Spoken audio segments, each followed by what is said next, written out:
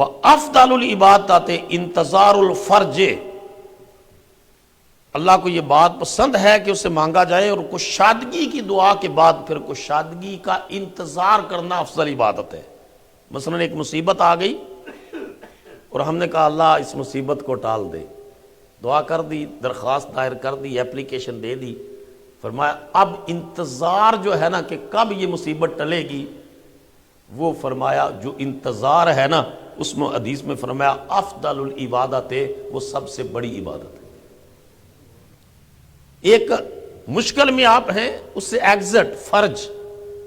مخرج، یہ عرب ممالک میں لکھا ہے مخرج ایگزٹ،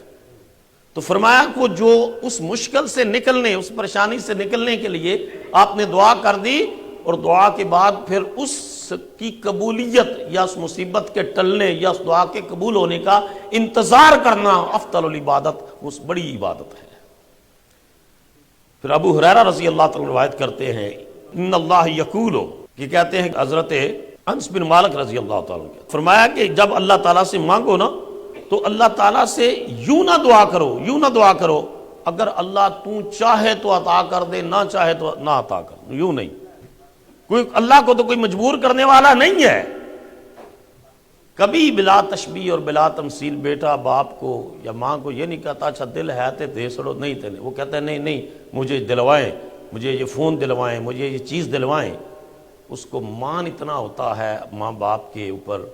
کہ وہ کہتا ہے کہ میں ضد کروں گا تو ماں باپ مان جائیں گے۔ اللہ 70 ماؤں سے زیادہ محبت کرنے والا ہے۔ تو فرمایا یوں نہ کہو کہ اللہ تو چاہے تو دے دے، نہیں کہا اللہ مجھے یہ چیز چاہیے، جب اس میں گناہ شامل نہ ہو، قطع تعلقی شامل نہ ہو، قطع رحمی شامل نہ ہو، تو پھر اللہ تعالیٰ سے دعا مانگنے میں جو بھی نیکی اور خیر کی بات مانگے اللہ تعالیٰ سے ضرور مانگنی چاہیے۔ پھر حضرت انس بن مالک رضی اللہ تعالیٰ عنہ کہتے ہیں کہ رسول اللہ صلی اللہ علیہ وسلم نے فرمایا قال سمیعت رسول اللہ صلی اللہ علیہ وسلم قال اللہ تبارک و تعالیٰ، کہ حضور نے فرمایا اللہ فرماتا ہے یا ابن آدم انک ما دعوتنی ورجوتنی غفرت لک علی ما کان فیک، اللہ تعالیٰ فرمایا آدم کے بیٹے جب تک تو مجھ سے دعا کرتا رہے گا اور امید رکھے گا جو کچھ بھی تو کرتا رہے میں تجھے بخشتا رہوں گا۔ جو کچھ سے مراد گناہ کی بات نہیں ہے، جو کچھ بھی، وہ مطلب یہ ہے کہ جب تک تو مجھ سے مانگتا رہے گا میں تجھے گناہوں کی معافی مانگتا رہے بخشتا رہوں گا۔ ولا ابالی، اور میں اس بات کی پرواہ نہیں کرتا، یا ابن آدم، اے ابن آدم، لو بلغت ذنوبک عنان السماء ثم استغفرتنی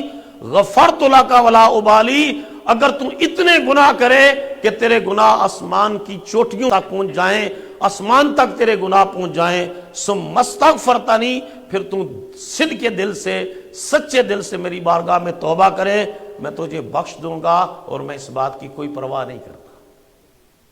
یا ابن آدم انک لو آتیتنی بقراب الارض خطایا ثم لقیتنی لا تشرک بی شیئا لاتیتک بقرابها مغفرۃ، اور فرمایا اے آدم کے بیٹے اگر تو پوری زمین کے برابر بھی گناہ لے کر میرے پاس آئے گا مگر اس حالت میں ملے گا کہ تو نے میرے ساتھ کسی کو شریک نہیں ٹھہرایا ہوگا تو میں زمین کے برابر ہی تجھے بخشش بھی عطا فرماؤں گا۔ اللہ اکبر۔ حضور نے فرمایا اللہ تعالیٰ سے اس یقین کے ساتھ دعا مانگو کہ وہ قبول کرنے والا ہے۔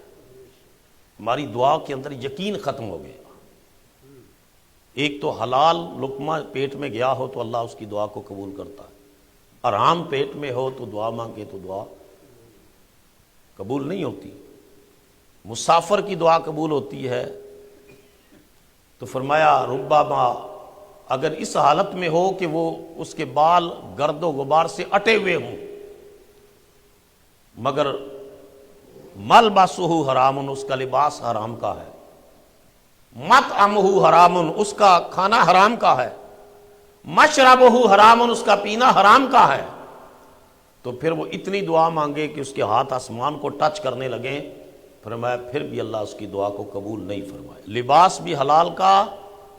کھانا بھی حلال کا، مشروب بھی حلال کا ہوگا تو پھر اللہ تعالیٰ سے دعا مانگے گا تو اللہ تعالیٰ اس کی دعا کو قبول فرمائے گا۔